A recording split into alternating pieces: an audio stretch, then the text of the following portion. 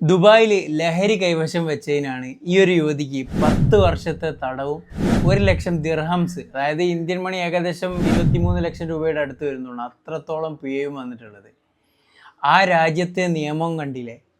ഇതുപോലെ നമ്മുടെ നാട്ടിലും നിയമങ്ങൾ വന്നു കഴിഞ്ഞാൽ ഒരുപാട് ആളുകൾ ആ നിയമത്തെ പേടിച്ചുകൊണ്ടെങ്കിലും ഇതുപോലെയുള്ള പ്രവർത്തനങ്ങളിൽ നിന്നും മാറി നിൽക്കും.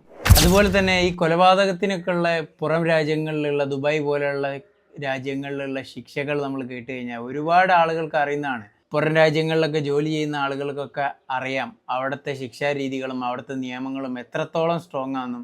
അവിടേക്ക് പോകുമ്പോൾ തന്നെ ഇവിടെ നിന്നുള്ള എല്ലാ കാര്യങ്ങളും മാറ്റി വെച്ചുകൊണ്ടാണ് അങ്ങോട്ട് പോകുന്നത്. അവിടെ ഇറങ്ങുമ്പം തന്നെ ആ ഒരു മാനസികാവസ്ഥയിലാണ് ഓരോരുത്തരും അവിടെ ഇറങ്ങുന്നത് തന്നെ. അപ്പോൾ അവിടുത്തെ നിയമങ്ങൾ കറക്റ്റ് പാലിച്ചുകൊണ്ട് ഒരുവിധം തെറ്റുകളിൽ നിന്നൊക്കെ മാറി വളരെ നല്ല സമാധാനപരമായിട്ട് അവിടെ ജീവിക്കുന്നുണ്ട് ആളുകൾ.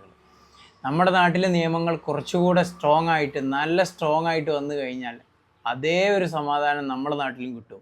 ലഹരിയിൽ നിന്നായാലും കുട്ടികളുടെ അക്രമങ്ങളും കൊല പോലുള്ള ഒരുപാട് കാര്യങ്ങളിൽ നിന്നും നമ്മുടെ സമൂഹത്തെയും നമ്മുടെ രാജ്യത്തെയും രക്ഷിക്കാൻ വേണ്ടി പറ്റും. അതുകൊണ്ട് നമ്മുടെ നിയമം പുറം രാജ്യങ്ങളത്തെ പോലെ നല്ല സ്ട്രോങ് ആയി മാറിക്കഴിഞ്ഞാൽ എല്ലാവിധ കാര്യങ്ങളിൽ നിന്നും നമുക്ക് രക്ഷപ്പെടാൻ വേണ്ടി പറ്റും.